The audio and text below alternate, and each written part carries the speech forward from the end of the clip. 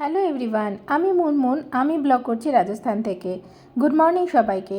আজ অনেক দিন বাদে কাতলা মাছের রেজালা বানিয়ে খেতে ইচ্ছে হয়েছিল। হাজব্যান্ডের অফিস আছে, তাই তারই প্রিপারেশন চলছে। আজকের রেজালাটা আমিই বানালাম। কাজু বাদাম বাটা আর পোস্ত বাটা করে রেখেছিলাম। সাদা তেলের মধ্যে গোটা গরম মশলা ফোড়ন দিয়ে তাতে এই পেস্টটাকে দিয়ে মাছগুলোকে গরম জল দিয়ে ঢাকা দিয়ে রেখেছিলাম, ফুটিয়ে নিয়েছিলাম।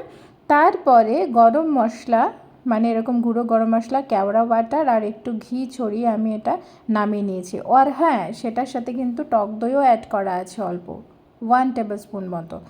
মিশো থেকে আজ এই জিনিসটা আসলো, দেখতেই পাচ্ছ, এরকম একটা গণেশের ওয়াল হ্যাঙ্গিং, খুব সুন্দর দেখতে। আর আমি আমার সবথেকে ফেভারিট জায়গাতে এটা রেখেছি।